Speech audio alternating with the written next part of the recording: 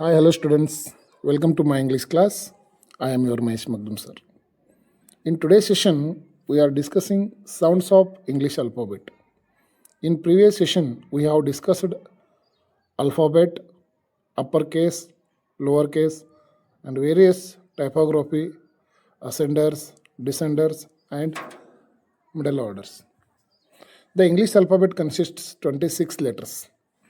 Each letter has an uppercase, that is capital letters, and lowercase, that is small letters form. 5 of the letters in English alphabet are vowels: A, E, I, O, U. The remaining 21 letters are consonants. Sounds of English alphabet. English alphabet has 26 letters which represent 44 sounds. ಆತ್ಮೀಯ ವಿದ್ಯಾರ್ಥಿಗಳೇ, ಕನ್ನಡ ವರ್ಣಮಾಲೆಯಲ್ಲಿ ನಾವು 49 ಅಕ್ಷರಗಳನ್ನು ನೋಡ್ತೀವಿ, 49 ಧ್ವನಿ ಸಂಕೇತಗಳನ್ನು ನೋಡ್ತೀವಿ. ಆದರೆ English ಭಾಷೆಯ ವರ್ಣಮಾಲೆಯಲ್ಲಿ ಅಕ್ಷರಗಳು 26, ಆದರೆ ಅವುಗಳು ಪ್ರತಿನಿಧಿಸತಕ್ಕಂಥ ಧ್ವನಿ ಸಂಕೇತಗಳು ಮಾತ್ರ 44. That is why there is a difference between the spelling and pronunciation of English words. ನಿಮಗೆ ಗೊತ್ತಿದೆ, ಇಂಗ್ಲೀಷ್ ಶಬ್ದಗಳು ಮತ್ತು ಅವುಗಳ ಕಾಗುಣಿತಗಳು ಮತ್ತು ಅವುಗಳ ಧ್ವನಿ ಸಂಕೇತದಲ್ಲಿ ಯಾಕೆ ವ್ಯತ್ಯಾಸ ಆಗ್ತಾ ಇದೆ ಅಂತಂದರೆ ಇದೇ ಕಾರಣ. This means to say one letter of alphabet stands for more than one sound. ಒಂದೇ ಅಕ್ಷರದಿಂದ ಒಂದಕ್ಕಿಂತ ಹೆಚ್ಚು ಧ್ವನಿ ಸಂಕೇತಗಳು ಉತ್ಪತ್ತಿಯಾಗುತ್ತವೆ. And the same sound is represented by different letters of the alphabet. Thus there is no one to one correspondence between the letters of alphabet and sounds they represent. ಈ ಉದಾಹರಣೆಗೆ psychology ಅಂತಕ್ಕಂಥ ಶಬ್ದವನ್ನು ನಾವು ತೆಗೆದುಕೊಂಡಾಗ, the spelling of psychology starts with PSYCHOLOGY, but the pronunciation of the word is psychology. Same, the word kernel, the spelling of the word kernel is COLONEL, but the pronunciation is kernel. So, let us see some examples. The word but, cut, and put. See the difference. In all three words, the letter U is there in the middle. The pronunciation of first word is but, and the second word is cut, and the third word is put. ನೋಡಿ, ಮೊದಲನೇ ಶಬ್ದದಲ್ಲಿ ಇರತಕ್ಕಂಥ ನಡುವಿನ ಅಕ್ಷರ ಕೂಡ you ಇದೆ, ಎರಡನೇ ಶಬ್ದದಲ್ಲಿರ್ತಕ್ಕಂಥ ನಡುವಿನ ಅಕ್ಷರ ಕೂಡ you ಇದೆ, ಮೂರನೇ ಶಬ್ದದಲ್ಲಿರ್ತಕ್ಕಂಥ ನಡುವಿನ ಅಕ್ಷರ ಕೂಡ ಯು ಇದೆ.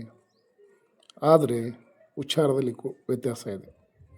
ಒಂದು ವೇಳೆ BUT ಬಟ್ ಮತ್ತು CUT ಕಟ್ ಅಂತಾದರೆ PUT ಪಟ್ ಯಾಕಲ್ಲ, ಇನ್ನು PUT ಪುಟ್ ಅಂತಾದರೆ CUT ಕುಟ್ ಯಾಕಲ್ಲ ಮತ್ತು BUT ಬುಟ್ ಯಾಕಲ್ಲ ಅನ್ನೋದನ್ನು ನಾವು ನೋಡಬೇಕು. ಇದಕ್ಕೆ ಕಾರಣ ಏನಪ್ಪ ಅಂತಂದರೆ ಸೌಂಡ್ಸ್. ಇನ್ನೊಂದು ಉದಾಹರಣೆಯನ್ನು ನಾವು ತೆಗೆದುಕೊಂಡ್ರೆ, the letter C of English alphabet represents 3 sounds. ಈ ಸಿ ಅಂತಕ್ಕಂಥ ಇಂಗ್ಲೀಷ್ ಅಲ್ಫಾಬೆಟ್ನ ಮೂರನೇ ಅಕ್ಷರ 3 ರೀತಿಯಾದಂಥ ಧ್ವನಿಗಳನ್ನು ಇಲ್ಲಿ ಪ್ರತಿನಿಧಿಸ್ತದೆ. ಮೊದಲನೇದಾಗಿ ಕ ಸೌಂಡ್, ಎರಡನೇದಾಗಿ ಸ ಸೌಂಡ್, ಮತ್ತು ಮೂರನೇದಾಗಿ ಚ sounds. The letter C represents 3 sounds, that is ಕ ಸೌಂಡ್, ಸ ಸೌಂಡ್ ಆ್ಯಂಡ್ ಚ sound. Take for example, for ka sound, the words like cat,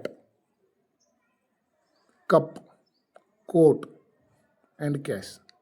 All these words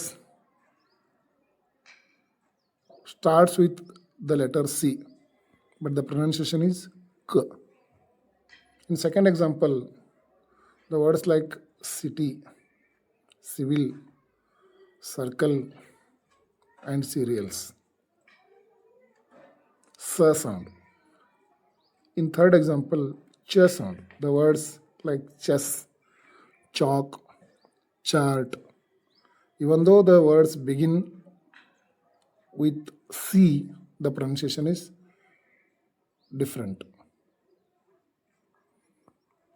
So, the sounds of English alphabet, there are 44 sounds are there.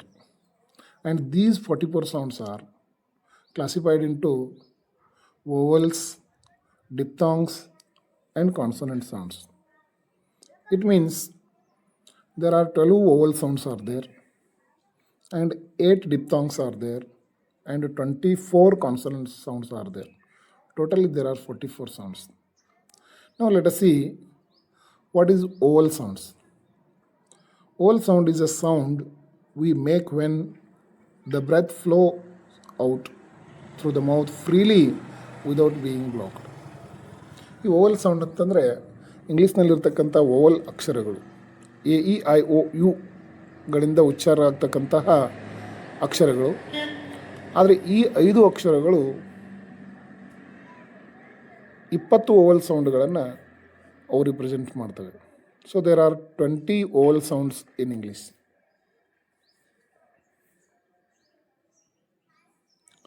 ಮೊದಲನೇದಾಗಿ ನಾವು ನೋಡಬೇಕಾದ್ರೆ Oval ಸೌಂಡ್ಸ್ನಲ್ಲಿ 12 pure ಓವಲ್ಸು ಮತ್ತು 8 ಡಿಪ್ಥಾಂಗ್ಸ್ಗಳು. ಈ pure ಓವಲ್ಸ್ನಲ್ಲಿ ಮತ್ತೆ long Oval ಮತ್ತು short Oval, ಯಾವ ರೀತಿಯಾಗಿ ಕನ್ನಡದಲ್ಲಿ ಹ್ರಸ್ವ ಸ್ವರ ಮತ್ತು ದೀರ್ಘ ಸ್ವರ ಅಂತ ನಾವು ಅಭ್ಯಾಸ ಮಾಡ್ತೀವಿ, ಅದೇ ರೀತಿ ಇಂಗ್ಲೀಷ್ನಲ್ಲಿಯೂ ಕೂಡ ಶಾರ್ಟ್ ಓವಲ್ಸು ಮತ್ತು ಲಾಂಗ್ ಓವಲ್ಸ್ ಅಂತದಾವೆ. ಈಗ ನೋಡಿ, for example E sound, small E. ಈ ಸ್ಮಾಲ್ ಇ ಸೌಂಡನ್ನು ನಾವು ನೋಡಿದಾಗ ಇಲ್ಲಿ ಇ ಅಂತಕ್ಕಂಥ ಧ್ವನಿ ಉಚ್ಚಾರ ಆಗುತ್ತೆ. ಈ ಒಂದು ಸೌಂಡು ಶಬ್ದದ ಪ್ರಾರಂಭದಲ್ಲಿರ್ಬೋದು, ಮಧ್ಯದಲ್ಲಿರ್ಬೋದು, ಕೊನೆಯಲ್ಲಿರ್ಬೋದು. For example hit, bit, it ಅಂತಕ್ಕಂಥ ವರ್ಡ್ಸ್ಗಳಲ್ಲಿ ಈ ಒಂದು ಸೌಂಡನ್ನು ನಾವು ನೋಡ್ಬೋದು. ಇನ್ನು ಇದರ ಲಾಂಗ್ ಓವಲ್ ಈ ಅಂತಕ್ಕಂಥದ್ದು, ಇಲ್ಲಿ ನಾವು ಉದಾಹರಣೆಯನ್ನು ನೋಡಲಾಗಿ ಟ್ರೀ, ಫ್ರೀ, ಸಿ ಅಂತಕ್ಕಂಥ ಶಬ್ದಗಳಲ್ಲಿ ಈ ಒಂದು ಸೌಂಡನ್ನು ನಾವು ನೋಡ್ತೀವಿ. ಇನ್ನು ಎ ಸೌಂಡ್, ಎ ಅಂತಕ್ಕಂಥ ಸೌಂಡು ಪೆನ್, ಟೆನ್, ಹೆನ್, ಮೆನ್ ಅಂತಕ್ಕಂಥ ಶಬ್ದಗಳಲ್ಲಿ ಈ ಒಂದು ಸೌಂಡನ್ನು ನಾವು ನೋಡ್ಬೋದು. ಇನ್ನು ನೆಕ್ಸ್ಟ್ ಸೌಂಡು ಬಂದುಬಿಟ್ಟು ಆ ಅಂತಕ್ಕಂಥ ಸೌಂಡು. ಇದು ಕ್ಯಾಟ್, ಬ್ಯಾಟ್, ಫ್ಲ್ಯಾಟ್ ಅಂತಕ್ಕಂಥ ವರ್ಡ್ಗಳಲ್ಲಿ ಈ ಒಂದು ಸೌಂಡ್ ಬಳಕೆ ಆಗುತ್ತೆ. ಇನ್ನು ನಾನು ಆಲ್ರೆಡಿ ಡಿಸ್ಕಸ್ ಮಾಡಿದ ಹಾಗೆ BUT but, CUT cut, CUP cup ಅಂತಕ್ಕಂಥ ವರ್ಡ್ಗಳಲ್ಲಿ ಯು ಅಕ್ಷರ ಇದ್ದರೂ ಕೂಡ ಅದು ಅ ಆಗಿ ಯಾಕೆ ಪ್ರೊನೌನ್ಸ್ ಆಗುತ್ತೆ ಅಂತಂದರೆ ಈ ಒಂದು ಸೌಂಡ್ ಕಾರಣ. ಇದಕ್ಕೆ CUP ಕಪ್ ಅಂತ ಉಚ್ಚಾರ ಆಗುತ್ತೆ. ಯು ಅಂತಕ್ಕಂಥ ಅಕ್ಷರ ಇದು 2 ಸೌಂಡ್ಗಳನ್ನು ರಿಪ್ರೆಸೆಂಟ್ ಮಾಡುತ್ತೆ. ಒಂದು ಉ ಸೌಂಡು, ಇನ್ನೊಂದು ಅ ಸೌಂಡು. ಇನ್ನು ಆ ಅಂತಕ್ಕಂಥ ಸೌಂಡು ಲಾಫ್, ಕಾಫ್ ಅಂತಕ್ಕಂಥ ಶಬ್ದಗಳಲ್ಲಿ ಈ ಒಂದು ವೋವಲ್ ಸೌಂಡ್ ಬರುತ್ತೆ. ಇನ್ನು ಅ, ಮದರ್, ಫಾದರ್, ಬ್ರದರ್ ಅಂತಕ್ಕಂಥ ಶಬ್ದಗಳಲ್ಲಿ ಅ ಸೌಂಡ್.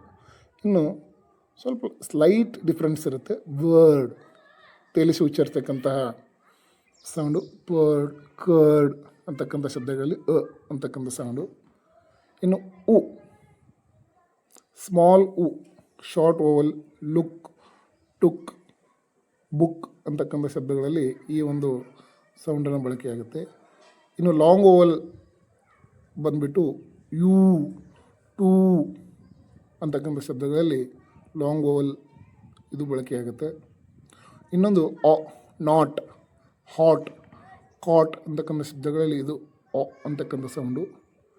ಇನ್ನು ಓ, ಡೋರ್, ಫ್ಲೋರ್ ಅಂತಕ್ಕಂಥ ಶಬ್ದಗಳಲ್ಲಿ ಈ ಒಂದು ಓವಲ್ ಸೌಂಡು.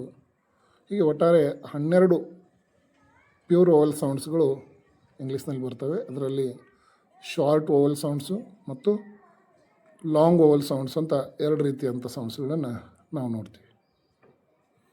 ನೆಕ್ಸ್ಟ್ ಬಂದುಬಿಟ್ಟು ಡಿಪ್ಥಾಂಗ್ಸ್. ಡಿಪ್ಥಾಂಗ್ಸ್ ಅಂದರೆ ಏನು? Diphthong is a combination of 2 pure vowels. 2 pure vowel ಸೌಂಡ್ಸ್ಗಳಿಂದ ಒಂದು ಡಿಪ್ಥಾಂಗ್ ಆಗುತ್ತೆ. ಕನ್ನಡದಲ್ಲಿ ನಾವು ಇದನ್ನು ಸಂಧ್ಯಕ್ಷರಗಳು ಅಂತ ಕರಿತೀವಿ. ಸಂಧ್ಯಕ್ಷರಗಳು ಕನ್ನಡದಲ್ಲಿ ನಾವು ಐ ಮತ್ತು ಔ ಅಂತಕ್ಕಂಥ ಎರಡು ಸಂಧ್ಯಕ್ಷರಗಳನ್ನು ನೋಡ್ತೀವಿ. ಬೇಸಿಕಲಿ ದೀಸ್ ಡಿಪ್ತಾಂಗ್ಸ್ ಆರ್ ಕನ್ನಡದಲ್ಲಿ ಈ ಎರಡೂ ಸಂಧ್ಯಕ್ಷರಗಳು ಮೂಲಾಕ್ಷರಗಳು ಅಲ್ಲ ಅಂತ ವ್ಯಾಕರಣಕಾರ ಕೇಶಿರಾಜ ಹೇಳ್ತಾರೆ. ಅದಕ್ಕೆ ಅವರು ಒಪ್ಪೋದಿಲ್ಲ ಐ ಮತ್ತು ಅವುಗಳು ಮೂಲಾಕ್ಷರ ಅಂತ. ಕೇಶರಾಜ ಹೇಳ್ತಾರೆ 47 ಆಯ್ದಡೆ ಶುದ್ಧಿಗೆ ಅಚ್ಚಗ ನಡೆದಿ ಕ್ರಮದೀಮ್ ಅಂತಕ್ಕಂಥದ್ದು. ಅಂತಂದರೆ ಈ ಸಂಧ್ಯಕ್ಷರಗಳು ಎರಡು ಸ್ವರಾಕ್ಷರಗಳಿಂದ ಕೂಡಿ ಉತ್ಪತ್ತಿಯಾಗಿರ್ತಕ್ಕಂಥ ಸೌಂಡ್ಸ್ಗಳು. So in English there are 8 diphthongs are there. ಅಂತಹ 8 ಸಂಧ್ಯಕ್ಷರಗಳಿಂದ ಆಗಿರ್ತಕ್ಕಂಥ ಧ್ವನಿ ಸಂಕೇತಗಳನ್ನು ನಾವು ಇಂಗ್ಲೀಷ್ನಲ್ಲಿ ನೋಡ್ತೀವಿ. ಈಗ ಮೊದಲನೇದಾಗಿ ನಾವು ನೋಡೋದಾದರೆ ಎ ಅಂತಕ್ಕಂಥದ್ದು ಇಲ್ಲಿ ಈ ಸಿಂಬಲ್ನಿಂದ ನಾವು ತೋರಿಸ್ತೀವಿ.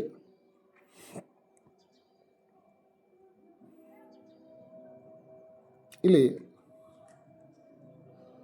ಡಿಪ್ತಾಂಗ್ಸ್ ಸೌಂಡ್ಸ್ಗಳಲ್ಲಿ ಮೊದಲನೇದಾಗಿ ಸೇ, ಹೇ, ರೇ ಮತ್ತು ಪೇ, ಎ ಅಂತಕ್ಕಂಥ ಸೌಂಡ್ಸ್ಗಳು ಇಲ್ಲಿ ಬರ್ತವೆ.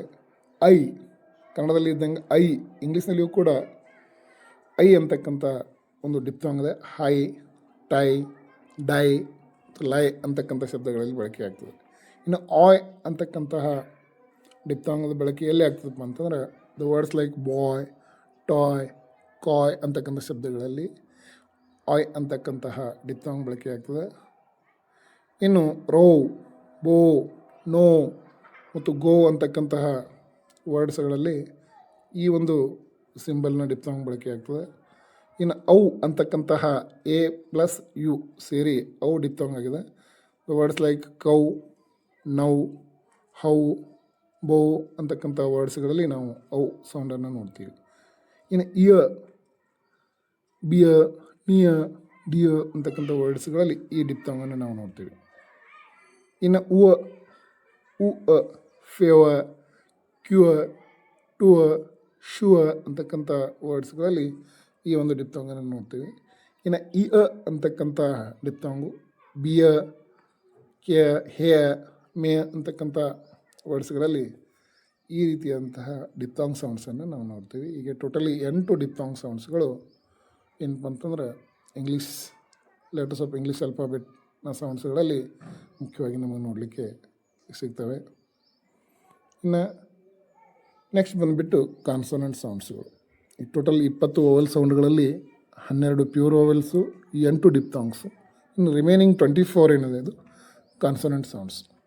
ಇಲ್ಲಿ ಮುಖ್ಯವಾಗಿ ಕಾನ್ಸೋನೆಂಟ್ಸ್ ಅಂತಂದರೆ ವ್ಯಂಜನಾಕ್ಷರಗಳಿಂದ ಉತ್ಪತ್ತಿಯಾದಂಥ ಧ್ವನಿ ಸಂಕೇತಗಳು.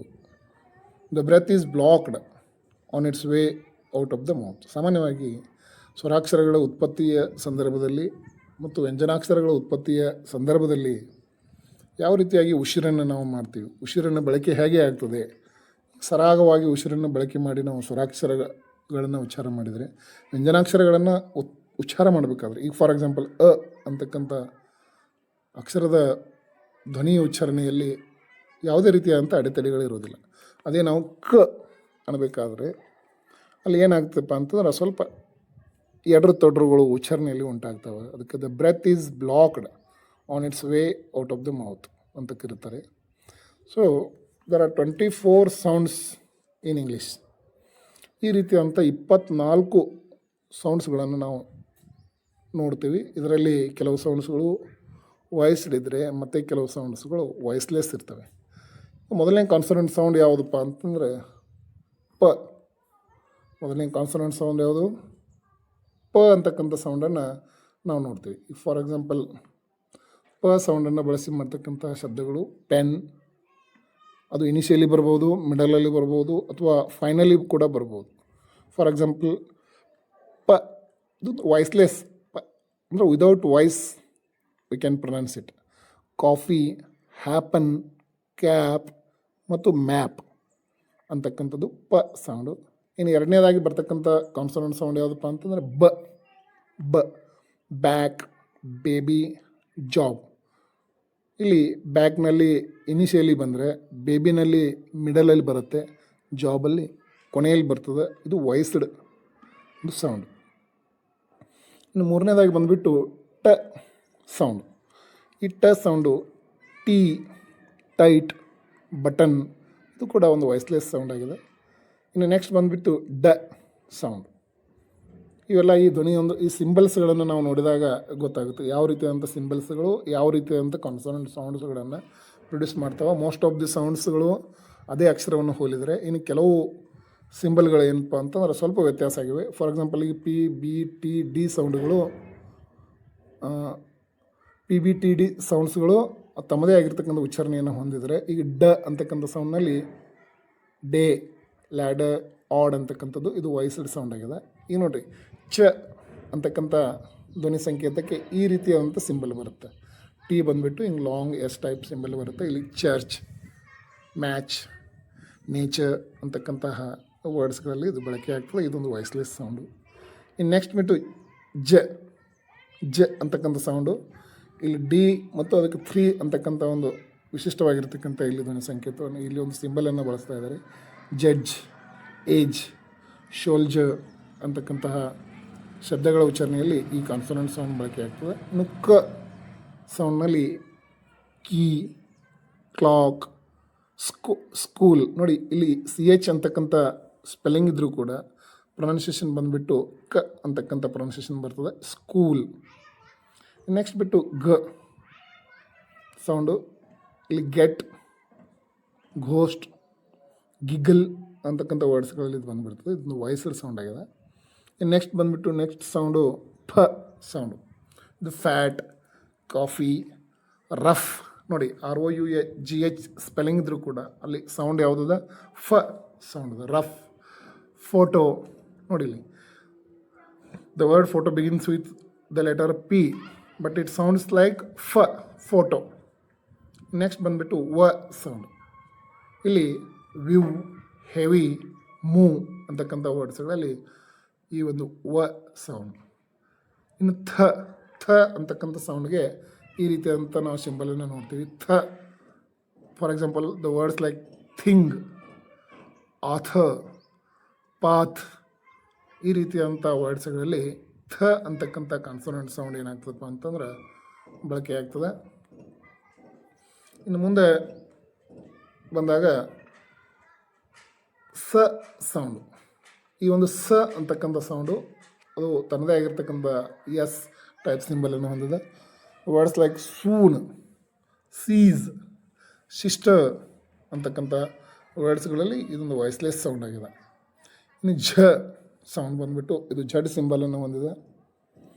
ಜೀರೋ, ಮುಜಿಕ್ ನೋಡಿ MUSIC ಅಂತ ಇದ್ದರೂ ಕೂಡ ಇಲ್ಲಿ ಝ ಅಂತಕ್ಕಂಥ ಸೌಂಡ್ ಬರುತ್ತೆ. ಮ್ಯೂಸಿಕ್, ROSES, ರೋಸಿಸ್ ಅಲ್ಲಿ ಕೂಡ ಝ ಸೌಂಡ್ ಬರುತ್ತೆ. ಆಮೇಲೆ ಬಜ್ ಇದು ವಾಯ್ಸ್ಡ್ ಸೌಂಡ್ ಆಗಿದೆ. ಶ ಸೌಂಡ್ ಬಂದುಬಿಟ್ಟು ಈ ರೀತಿಯಾದಂಥ ಒಂದು ಸಿಂಬಲನ್ನು ಹೊಂದಿದೆ. The words like sip, sure, national ನೋಡಿ ದ ವರ್ಡ್ ನ್ಯಾಷನಲ್ನಲ್ಲಿ NATIONAL ಅಂತಕ್ಕಂಥ ಸ್ಪೆಲ್ಲಿಂಗ್ ಇದ್ದರೂ ಕೂಡ ಅಲ್ಲಿ ನ್ಯಾಷನಲ್ ಅಂತಕ್ಕಂಥ ಒಂದು ಕಾನ್ಸೋನೆಂಟ್ ಸೌಂಡ್ ಪ್ರೊನೌನ್ಸಿಯೇಷನ್ ಬರ್ತದೆ. ಅದು ಕೂಡ ವಾಯ್ಸ್ಲೆಸ್ ಆಗಿದೆ. ಇನ್ನು ಇನ್ನೊಂದು ಪ್ಲೀಸ್, ಪ್ಲೇಜರ್, ವಿಷನ್ ಅಂತಕ್ಕಂಥ ವರ್ಡ್ಸ್ಗಳಲ್ಲಿ ಇದು ಬಳಕೆ ಆಗ್ತದೆ. ಆಮೇಲೆ ಕಾನ್ಸೋನೆಂಟ್ ಸೌಂಡ್ಗೆ H ಅಂತಕ್ಕಂಥ ಸಿಂಬಲ್ ಇದ್ದು ಇಲ್ಲಿ ಕೂಡ ಹಾಟ್, ಹೋಲ್, ಅಹೆಡ್ ಅಂತಕ್ಕಂಥ ವರ್ಡ್ಸ್ಗಳಲ್ಲಿ ನಾವು ಇದನ್ನು ಕಾಣ್ಬೋದು. ನೆಕ್ಸ್ಟ್ ಬಂದುಬಿಟ್ಟು ಮ ಸೌಂಡ್. ಇದು M ಸಿಂಬಲನ್ನು ಹೊಂದಿದೆ. ಮೋರ್, ಹ್ಯಾಮರ್, ಸಮ್ ಅಂತಕ್ಕಂಥ ವರ್ಡ್ಸ್ಗಳಲ್ಲಿ ಇನಿಷಿಯಲಿ, ಮಿಡಲಲ್ಲಿ ಬರ್ಬೋದು, ಎಂಡಲ್ಲಿ ಕೂಡ ಬರ್ಬೋದು.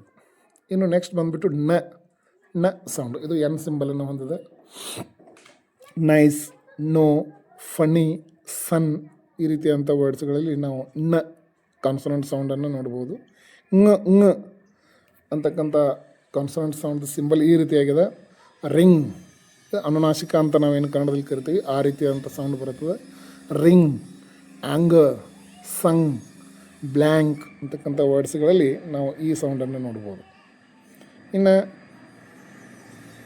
ಲ ಸೌಂಡ್. ಇದಕ್ಕೆ ಸ್ಮಾಲ್ ಲೆಟರ್ L ಸಿಂಬಲ್ ಇದೆ.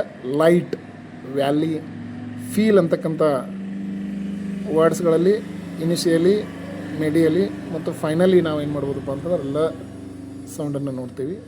ಇನ್ನು ನೆಕ್ಸ್ಟ್ ಬಂದುಬಿಟ್ಟು ರ ಸೌಂಡು ಆರ್ ಸಿಂಬಲನ್ನು ಹೊಂದಿದೆ. Right, wrong. ನೋಡಿ, the word wrong begins with the letter W but it pronounce as wrong. Sorry, arrange ಅಂತಕ್ಕಂಥ ವರ್ಡ್ಸ್ಗಳಲ್ಲಿ ಸೌಂಡ್ ಬಳಕೆ ಆಗ್ತದೆ. ಆಮೇಲೆ ಯು ಇದಕ್ಕೆ ಜೆ ಟೈಪ್ ಒಂದು ಸಿಂಬಲ್ ಅದ. ಎಟ್, ಯೂಸ್, ಎಲ್, ಪ್ಯೂಪಿಲ್. ಇನ್ನು ಡಬ್ಲ್ಯೂ ಸೌಂಡ್ ಬಂದುಬಿಟ್ಟು ಇದು ಡಬ್ಲ್ಯೂ ಸಿಂಬಲ್ ಇದೆ.